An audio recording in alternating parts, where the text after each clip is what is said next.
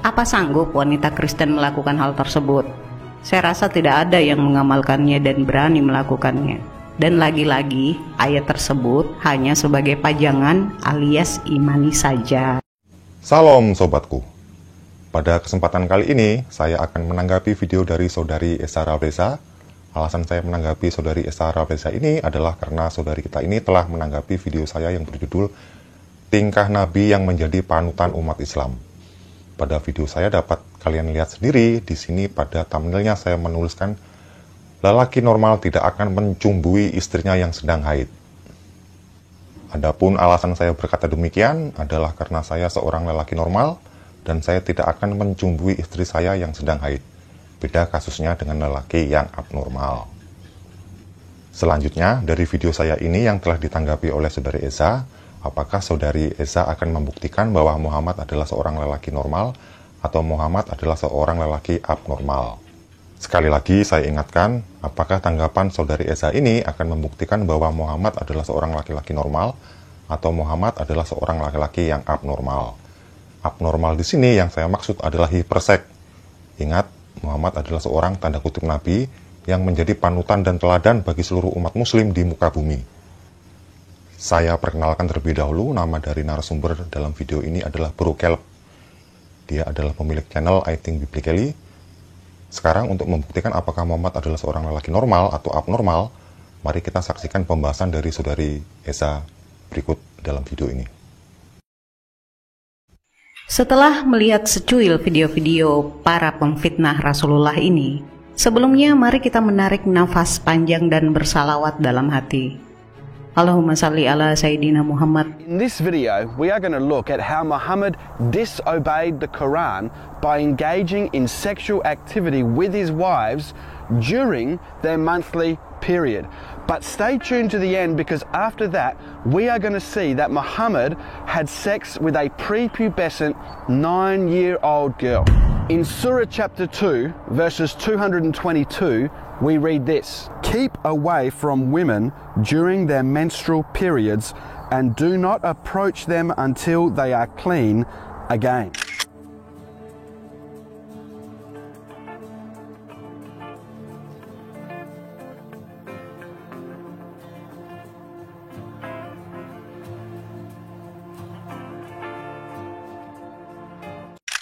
Nah, mulai dari sini kita akan melihat apakah Muhammad akan menjilat ludahnya sendiri atau tidak. Karena di dalam Al-Quran, dalam surah Al-Baqarah ayat 222 ini, jelas Muhammad berkata untuk menjauhi istri yang sedang haid. Apakah pada kenyataannya Muhammad akan konsisten dengan ayat ini? So that passage of the Quran makes it very clear that Allah prohibited men from coming near their wives or other women during their monthly period. However, when we read the hadiths, we can see very clearly that Muhammad disobeyed this command and he engaged in sexual activities with his wives during their monthly period. Sahih al-Bukhari, hadith 299, narrated by Aisha, "The Prophet and I used to take a bath from a single pot while we were janab. During my period, he used to order me to put on a dress below the waist and used to fondle me."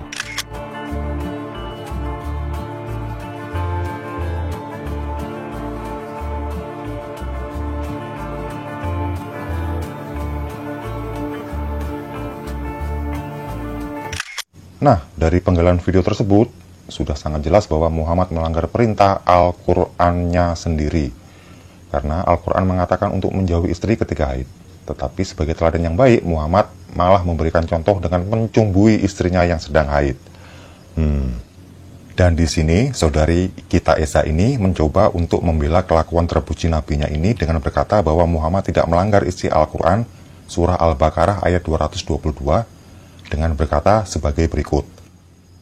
Klaim bahwa Rasulullah melanggar Al-Quran karena menyetubuhi Aisyah atau istri-istrinya di saat menstruasi. Nah, ini ada di Al-Baqarah ayat 222 yang berbunyi, "Mereka bertanya kepadamu tentang haid, katakanlah, haid itu adalah suatu kotoran. Oleh sebab itu, hendaklah kamu menjauhkan diri dari wanita di waktu haid. Dan janganlah kamu mendekati mereka sebelum mereka suci. Apabila mereka telah suci, maka campurilah mereka itu di tempat yang diperintahkan Allah kepadamu. Sesungguhnya Allah menyukai orang-orang yang bertaubat dan menyukai orang-orang yang mensucikan diri. Sedangkan hadis yang dimaksud adalah Nabi Shallallahu Alaihi Wasallam apabila hendak menggauli salah seorang istri dari istri-istrinya, ia menyuruhnya agar memakai kain sementara ia sedang haid. Ini ada di hadis riwayat Bukhari dan Muslim. Demikian pula dengan pendapat kebanyakan para ulama yang membolehkan suami menggauli istrinya yang sedang haid selain pada kemaluannya. Saya ulang, selain pada kemaluannya. Nah, jadi di satu sisi Al-Quran mengatakan jauhi istri ketika haid, tetapi saudari Esa membela kelakuan Muhammad dengan mengatakan kebanyakan para ulama memperbolehkan suami untuk menggauli istrinya yang sedang haid selain pada kemaluannya. Sebelum saya melanjutkan, saya ingin memberikan pepatah terlebih dahulu. Guru kencing berdiri, murid kencing berlari. Sudah tahu Muhammad melanggar Al-Quran, ulama Islam juga ikut-ikutan melanggar Al-Quran. Sehingga judul video saya benar sekali, yakni Nabi yang menjadi teladan bagi umat Islam. Berikut kita ulangi lagi tanggapan saudari Eza ini. Demikian pula dengan pendapat kebanyakan para ulama yang membolehkan suami menggauli istrinya yang sedang haid selain pada kemaluannya. Saya ulang, selain pada kemaluannya. Hal ini berdasarkan sabda Rasulullah Shallallahu Alaihi Wasallam yang berbunyi, perbuatlah segala sesuatu kecuali bersetubuh. Hadis riwayat Muslim. Jadi berbuat segala sesuatu diperbolehkan oleh Muhammad selain bersetubuh. Hadis riwayat Muslim. Sehingga kita dapat pengetahuan baru sekarang, yakni dalam Islam walaupun istri haid asalkan tidak berhubungan intim atau kelamin ketemu kelamin masih sah-sah saja. Pernyataan ini hanya bisa diucapkan oleh manusia abnormal yang hiperseks. Pertanyaannya sekarang adalah, walaupun tidak untuk disetubuhi, apakah wanita yang sedang haid akan mau dijadikan objek pelampiasan hasrat seks? Apakah kalian tidak mengetahui bagaimana perasaan mayoritas wanita ketika sedang haid? Mari kita lanjutkan videonya. Menurut riwayat dari salah seorang istri Rasulullah Sallallahu Alaihi Wasallam disebutkan, adalah Rasulullah ketika beliau menginginkan sesuatu dari istrinya yang sedang haid, maka ia mengenakan padanya kain penutup pada kemaluannya. Hadis riwayat Abu Daud. Dari Aisyah diriwayatkan ia berkata, jika salah seorang dari kami atau istri-istri Rasulullah Sallallahu Alaihi Wasallam haid, lalu Rasulullah mau menggaulinya, beliau memerintahkan supaya menutup bagian keluarnya haid, kemudian beliau menggaulinya. Aisyah berkata lagi, siapakah di antara kamu yang mampu menguasai nafsunya sebagaimana Rasulullah Sallallahu Alaihi Wasallam menguasai nafsunya? Hadis riwayat Al-Bukhari. Di sini dia berkata bahwa di dalam hadis riwayat Abu Daud ditegaskan bahwa jika Muhammad ingin menggauli istrinya, dia memerintahkan istrinya untuk mengenakan kain penutup pada kemaluannya. Kemudian, jika Muhammad menginginkan sesuatu dari istrinya yang sedang haid, sah-sah aja, yang penting kemaluan istrinya sudah ditutup dengan kain.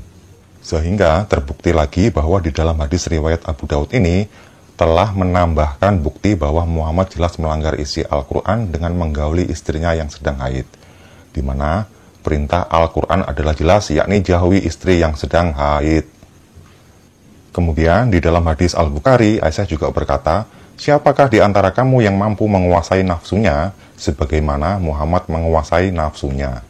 Saya jawab, saya tegaskan sebagai manusia normal, saya katakan saya dapat menahan nafsu ketika istri haid.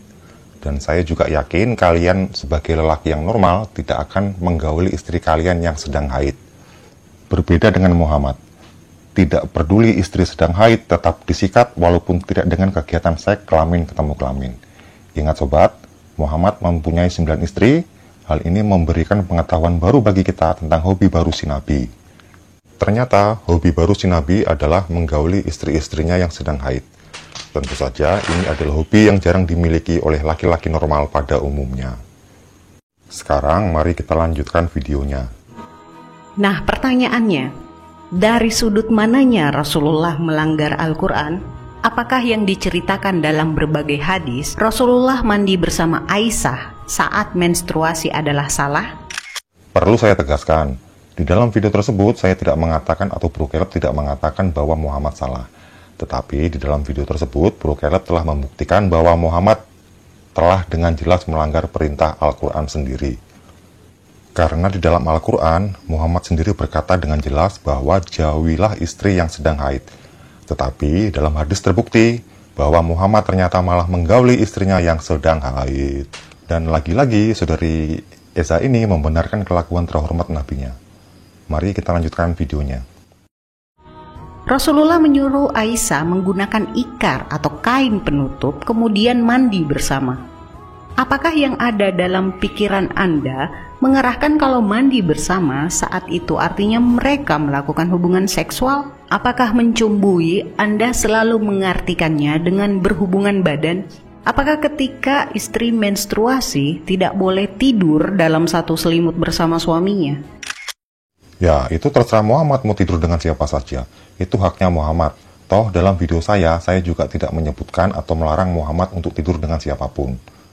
Yang terpenting dalam video tersebut adalah Bro Caleb sudah dengan jelas membuktikan bahwa Muhammad melanggar Al-Quran dengan menggauli istrinya yang sedang haid.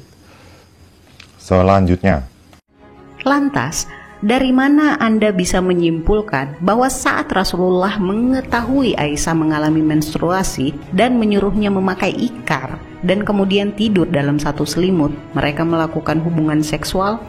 Ini klaimmu mungut dari mana, bro? Letak salahnya di mana? Kecuali otak Anda menuntun Anda ke hal yang menjijikkan alias disgusting. nah di sini dia mengatakan klaimnya mungut dari mana, bro? Bukankah jelas dalam video tersebut sudah ditunjukkan klaimnya? Nah, dapat kita lihat di sini saudari Eza menambahkan kalimat dengan mengatakan, mungut dari mana mencumbui area genital ini? Bukankah izar sudah menutupinya? Mengapa diarahkan ke sini? Dapat kita perhatikan hadisnya di sini. Di sini, izar dijelaskan pakaian yang dikenakan di bawah pinggang. Jadi, apakah kegiatan mencumbui itu hanya terfokus pada bawah pinggang saja? Nah, sekarang kita memperoleh pengetahuan baru. Berarti, dalam Islam, mencumbui atau menggauli area di atas pinggangnya seorang wanita bukanlah aktivitas seksual. Dalam Islam, area seksual hanya terfokus pada bagian bawah pinggang saja. Saya tegaskan sekali lagi, apakah normal sebagai seorang lelaki ketika istrinya haid, lelaki tersebut mencumbui istrinya? Apakah normal bagi lelaki yang memiliki 9 istri, dan ketika salah satu istrinya haid, istri yang haid tersebut tetap digauli? Apakah ke-8 istrinya yang tersisa tidak bisa sebagai bahan pelampiasan nafsu seks oleh si Nabi? Ataukah ke-9 istri Nabi mendapatkan tanggal merah yang sama? Dan di dalam hadis tersebut disebutkan bahwa Muhammad mandi di satu wadah yang sama. Ingatlah darah haid yang bercampur dengan air mandi mereka. Jadi bukannya berpikiran yang menjijikkan, tetapi kelakuan si Nabi yang menjijikkan. Saya ulangi, jadi bukannya berpikiran yang menjijikkan, tetapi memang kelakuan si Nabi yang sangat menjijikkan. Ingatlah sobatku, Muhammad memiliki banyak cadangan wanita sebagai pelampiasan nafsu seksnya. Oke, selanjutnya. Saya akan memberi sebuah analogi sederhana biar Anda mudah menangkapnya. Tetapi maaf sebelumnya jika analogi agak ke privasi suami istri ya. Analoginya begini, ketika istri Anda sedang haid, di mana kita ketahui bahwa masa menstruasi yang dilewati seorang wanita, ini saya ambil standar lah ya, yakni 6-7 hari. Ketika masa menstruasi itu, suami Anda ingin, dalam tanda kutip, apa yang akan dilakukan seorang istri? Jelas, istri tetap membantunya melepas hasrat suaminya tanpa bersetubuh. Itu hanya ilustrasi. Nah, bagaimana dengan Rasulullah Shallallahu Alaihi Wasallam? Aisyah menjawab itu, bahwa siapakah di antara kamu yang mampu menguasai nafsunya, sebagaimana Rasulullah menguasai nafsunya? Hadis riwayat Al-Bukhari. Baiklah, walaupun dia mengatakan hanya ilustrasi suami istri, lagi-lagi saya tegaskan sebagai manusia normal, saya katakan saya dapat menahan nafsu seks ketika istri haid. Dan saya yakin kalian juga sebagai lelaki normal yang hanya memiliki seorang istri, kalian tidak akan menggauli istri kalian yang sedang haid tersebut. Lelaki yang tidak normal adalah lelaki yang mempunyai istri banyak, tetapi ketika salah satu istrinya haid, lelaki tersebut tetap ingin menggauli istrinya yang sedang haid itu. Nah, sekarang saya bertanya kepada kalian yang wanita, Sebagai seorang istri, bagaimana perasaan Anda ketika Anda haid, tetapi suami kalian tetap ingin menggauli kalian? Dan selanjutnya yang menarik adalah, Saudari Eza ini ingin kita membandingkan ayat dari kitab Imamat 15 ayat 19 sampai dengan 30 tentang wanita haid di dalam hukum Taurat. Berikut cuplikannya. Bandingkan dengan perlakuan kepada wanita haid yang terdapat pada Imamat 15 ayat 19-30 yang berbunyi, apabila seorang perempuan mengeluarkan lelehan dan lelehannya itu adalah darah dari auratnya, ia harus 7 hari lamanya dalam cemar kainnya, dan setiap orang yang kena kepadanya menjadi najis sampai matahari terbenam. Ayat 20, segala sesuatu yang ditidurinya selama ia cemar kain menjadi najis, dan segala sesuatu yang didudukinya menjadi najis juga. Setiap orang yang kena kepada tempat tidur perempuan itu haruslah mencuci pakaiannya, membasuh tubuhnya dengan air, dan ia menjadi najis sampai matahari terbenam. Ayat 22, setiap orang yang kena kepada sesuatu barang yang diduduki perempuan itu haruslah mencuci pakaiannya, membasuh diri dengan air, dan ia menjadi najis sampai matahari terbenam. Ayat 23, juga pada waktu ia kena kepada sesuatu yang ada di tempat tidur atau di atas barang yang diduduki perempuan itu, ia menjadi najis sampai matahari terbenam. Ayat 24, jikalau seorang laki-laki tidur dengan perempuan itu, dan ia kena cemar kain perempuan itu, maka ia menjadi najis selama 7 hari.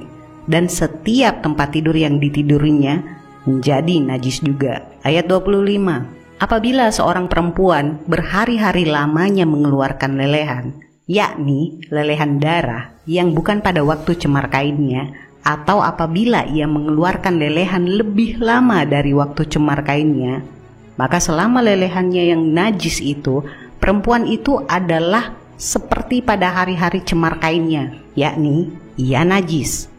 Ayat 26, setiap tempat tidur yang ditidurinya selama ia mengeluarkan lelehan haruslah baginya seperti tempat tidur pada waktu cemar kainnya, dan setiap barang yang didudukinya menjadi najis sama seperti kenajisan cemar kainnya. Ayat 27, setiap orang yang kena kepada barang-barang itu menjadi najis, dan ia harus mencuci pakaiannya, membasuh tubuhnya dengan air, dan ia menjadi najis sampai matahari terbenam. Ayat 28, tetapi jikalau perempuan itu sudah tahir dari lelehannya, ia harus menghitung 7 hari lagi, sesudah itu barulah ia menjadi tahir.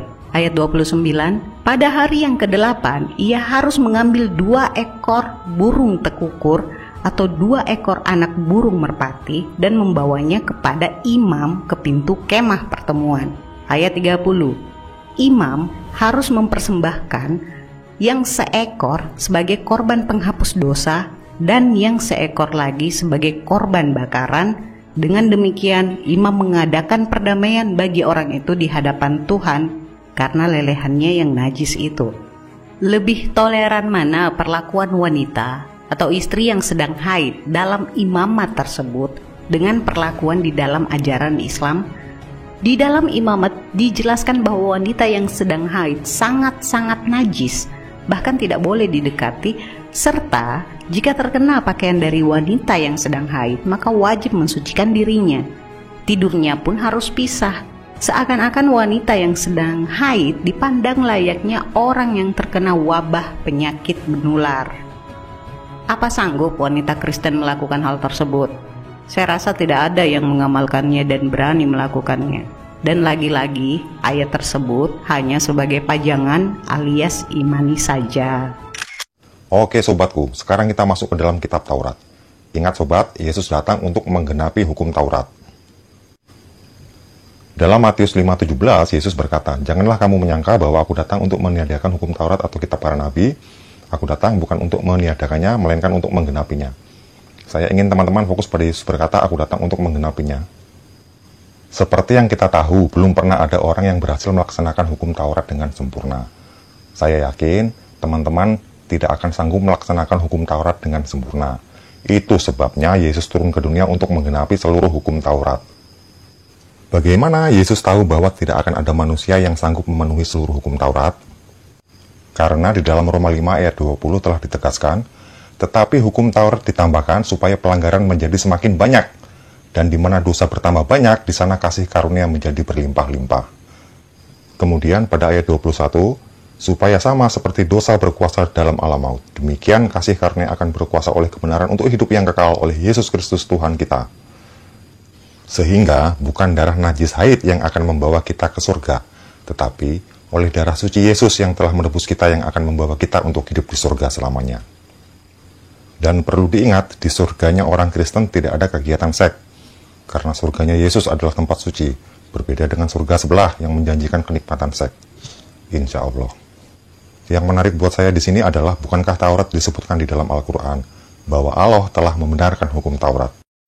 Hal ini pun mengingatkan saya pada surah Al-Maidah ayat 46 yang berbunyi, dan kami teruskan jejak mereka dengan mengutus Isa putra Maryam, membenarkan kitab yang sebelumnya, yaitu Taurat. Sehingga jelas di sini Taurat disebutkan di dalam Al-Quran. Jika Muhammad tahu mengenai isi kitab Taurat ini, terlebih yang menyinggung wanita haid yang mana darahnya adalah najis, seharusnya Muhammad sebagai seorang tanda kutip nabi harus benar-benar memberi teladan yang baik, yakni jangan menyentuh istri yang sedang haid, bukan malah mencumbi atau menggaulinya. Oke, lanjutkan Bro Caleb isi video Anda. Let me read to you a number of hadiths to prove that she was prepubescent when Muhammad consummated the marriage when she was 9 years old. Sahih al-Bukhari, Hadith 6130. I used to play with the dolls in the presence of the Prophet, and my girlfriends also used to play with me. When Allah's messenger used to enter my dwelling place, they used to hide themselves, but the Prophet would call them to join and play with me. The playing with dolls and similar images is forbidden, but it was allowed for Aisha at that time, as she was a little girl not yet reached the age of puberty.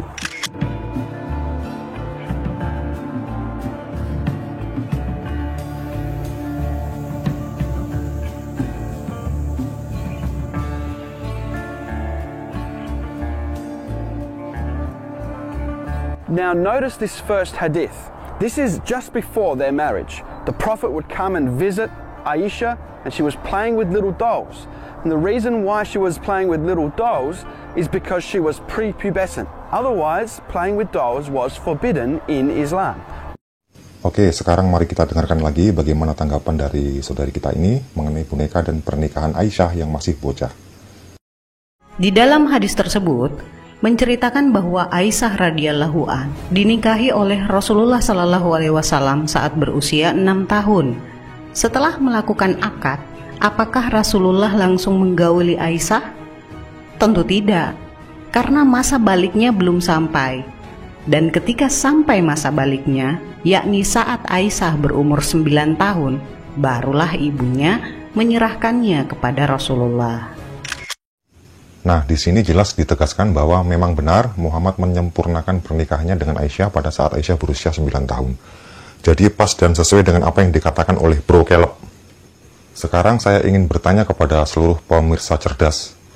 Sebagai lelaki normal, sebagai lelaki terhormat, apakah kalian tega melihat kakek-kakek membuka selangkangan bocah yang masih berusia 9 tahun? Selanjutnya, mari kita dengarkan saudari kita ini menanggapi mengenai bonekanya Aisyah. Oke, lanjut lagi. Masalah boneka, saya kira hal ini sangat mudah dijawab dengan akal sehat dan sarapan yang tertib. Nah, coba simak penggalan riwayat ini. Aisyah berkata, Rasulullah Shallallahu alaihi wasallam pulang dari perang Tabuk atau Khaybar. Di depan pintu rumah terdapat tirai, lalu angin berhembus menyingkap boneka-boneka Aisyah yang ada di ujung tirai. Beliau bertanya, "Apa ini Aisyah?" "Boneka-bonekaku." Di antara boneka-boneka itu, beliau melihat kuda memiliki 2 sayap dari kertas. Beliau kemudian bertanya, "Yang aku lihat di tengah-tengahnya ini apa?" "Ini apanya?" tanya beliau lagi. "2 sayap," ujar Aisyah. "Kuda punya 2 sayap?" tanya beliau. "Apa kau tidak mendengar kalau Sulaiman punya kuda bersayap?" seru Aisyah. Rasulullah pun tertawa hingga gigi-gigi gerahamnya beliau nampak. Hadis riwayat Abu Daud. Nah, clue dalam kisah tersebut adalah Rasulullah tidak mengetahui apa bentuk mainan Aisyah atau sekedar benda atau lukisan dari imajinasi anak-anak yang tidak terbebani masalah fikih. Maksud boneka yang dilarang dalam Islam adalah yang berbentuk sempurna seperti makhluk bernyawa, bukan surrealis. Atau coba pelajari pada Majmu Fatwa Warasail Syekh Muhammad bin Shalih Al-Utsaimin 277 sampai 278 dan masih banyak lagi. Sekarang dapat kita perhatikan bersama di layar. Dalam hadis Al-Bukhari disebutkan bahwa Aisyah tidak dilarang untuk bermain boneka karena usianya belum mencapai usia puber. Jadi menurut saudari kita ini, dia mengutipkan dari hadis riwayat Abu Daud dan ditutup dengan fatwa Warasail dan seterusnya, yang isinya bermain boneka untuk orang yang tidak disebutkan batasan umurnya adalah boleh, asalkan bonekanya tidak berbentuk sempurna seperti makhluk bernyawa. Sehingga dalam hal ini hadis Al-Bukhari dibuat nyungsep tak berarti oleh hadis riwayat Abu Daud dan fatwa dari Warasail dan seterusnya ini. Dan selanjutnya yang menarik adalah saudari kita ini menyinggung Maryam dengan mengatakan Maryam dinikahi oleh Yusuf pada saat Yusuf berusia 90 tahun dan Maryam masih berusia 12-14 tahun. Berikut videonya. Jangan berpura-pura menutup mata bahwa Maryam yang berusia 12-14 tahun dinikahi oleh Yusuf yang berusia 90 tahun. Nah, di sini dia tidak yakin tentang umur Maryam, jadi dia membuat dugaan umur Maryam adalah antara 12-14 tahun, sedangkan umur Yusuf adalah 90 tahun. Tetapi sebelum membahas mengenai usia Maryam dan Yusuf ini, mari kita dengarkan dulu klaim dari saudari kita dalam video berikut ini. Saya menantang kalian yang mempermasalahkan pernikahan Nabi Muhammad SAW dengan Aisyah dengan satu pertanyaan. Coba tunjukkan pada saya batas usia yang menunjukkan usia berapa dalam angka ya wanita yang boleh dinikahi dalam Alkitab. Jika kalian tidak menemukan, maka berhentilah menggonggong. Nah, klaim-klaim seperti ini adalah akibat dari kebanyakan nonton Ahmad Hidayat dan Zakir Naik. Seperti saya dulu yang suka sekali menonton Zakir Naik. Klaim tersebut tidak jauh seperti halnya Zakir Naik mengatakan, tunjukkan bukti dari dalam Alkitab. Yesus berkata, aku adalah Tuhan, sembahlah aku. Saya ulang, coba tunjukkan pada saya batas usia yang menunjukkan usia berapa dalam angka wanita yang boleh dinikahi dalam Alkitab. Jadi kepada seluruh sobatku, untuk menjawab klaim yang tidak ada dalam Alkitab seperti pertanyaan yang sangat dipaksakan ini, maka cara termudah untuk menjawabnya adalah dengan menggunakan klaim juga. Anda bisa membuat klaim, saya juga bisa membuat klaim. Sekarang tunjukkan bukti dari dalam Alkitab bahwa Maryam berusia 12-14 tahun ketika Maryam dinikahi oleh Yusuf yang berusia 90 tahun seperti yang telah Anda katakan. Ingat dari dalam Alkitab. Ingat dari dalam Alkitab. Sehingga seluruh sanggahan yang coba dilakukan oleh saudari Esa ini hanyalah memperkuat bukti bahwa Muhammad menjilat ludahnya sendiri. Karena Muhammad dengan terang-terangan terbukti melanggar surah Al-Baqarah ayat 222. Dan Muhammad terbukti sebagai lelaki abnormal hiperseks, tidak peduli istri haid, tetap dijadikan ajang pelampiasan nafsunya. Walaupun Muhammad telah memiliki banyak wanita cadangan sebagai pelampiasan seksnya. Sehingga dengan pembahasan ini, kalian semua dapat mengetahui tingkah si Nabi. Tak peduli walaupun istri haid, tetap saja istrinya yang haid tersebut dijadikan ajang pelampiasan oral seks oleh si Nabi. Sekian sedikit pencerahan dari saya. Tuhan Yesus memberkati.